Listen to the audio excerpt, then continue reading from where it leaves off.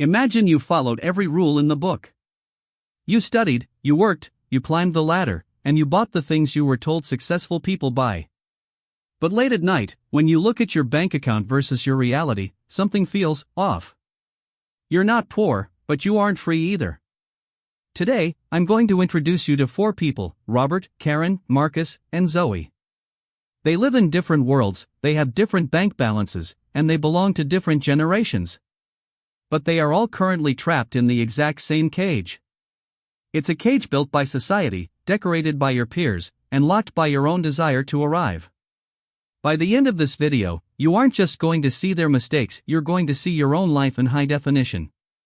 And more importantly, you're going to learn how to break the lock. The universal mirage. We've been sold a lie that financial failure looks like blowing your paycheck on lottery tickets and fast cars. It doesn't. Real financial failure is much quieter. It's professional. It's responsible.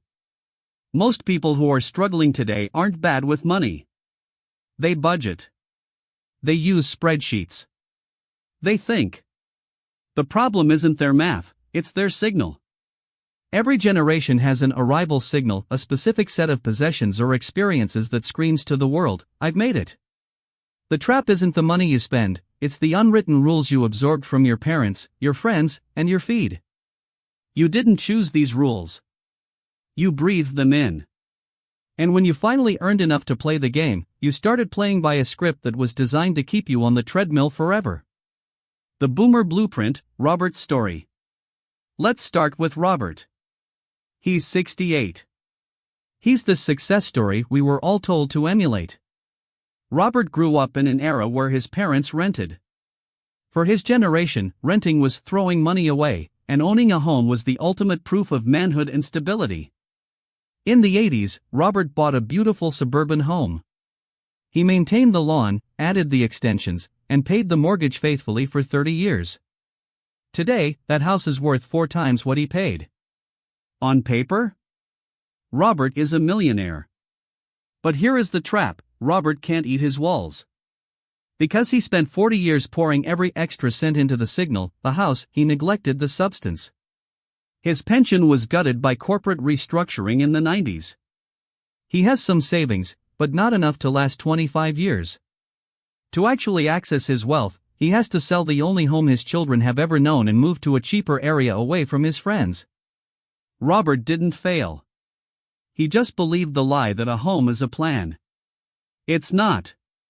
A home is a place to live. Robert prioritized the look of stability over the math of retirement. The lifestyle expansion, Karen's story.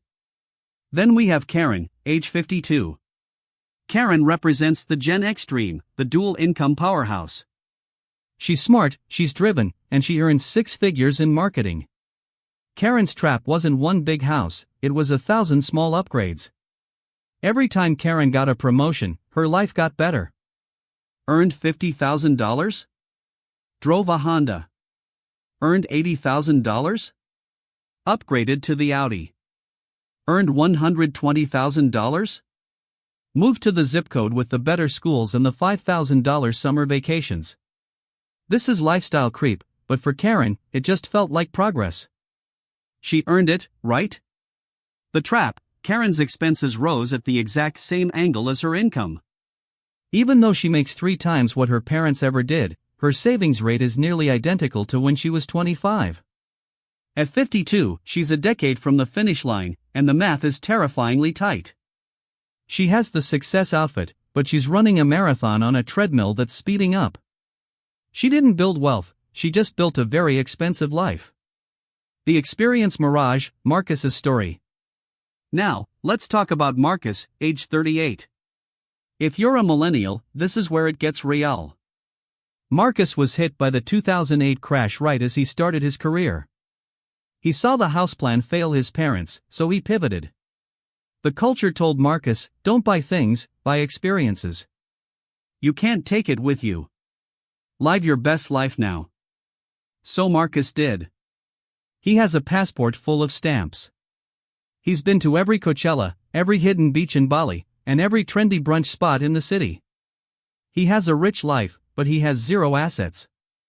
The trap: Marcus used experiences as a moral excuse to avoid building a foundation. He convinced himself that spending $4,000 on a trip was investing in himself, while actually, it was just another form of consumption. Now, at nearly 40, he has a vague anxiety about the future that he tries to drown out by booking the next flight. He has the stories, but he doesn't have the security. He swapped the white picket fence for an Instagram grid, but he's just as stuck as Robert. The performance era: Zoe's story. Finally, we meet Zoe, age 24. Zoe is brilliant.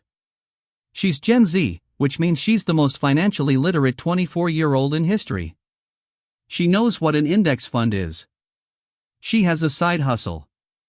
But Zoe is facing the most dangerous trap of all: the aesthetic. For Zoe, success isn't just about having money, it's about looking like the type of person who has money, 24/7, on camera. It's the clean girl aesthetic.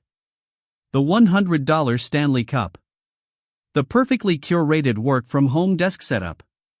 The trap: Zoe puts $50 a month into her investment account, and she should be proud of that. But she spends $300 a month on the look. She is performing wealth before she has actually created it. She's using the language of financial freedom to mask the habits of a consumer. She's investing in her brand instead of her bank account. How to escape. 4 people. 4 decades. 1 trap: prioritizing the signal of arrival over the substance of wealth. So, how do you walk out of the cage?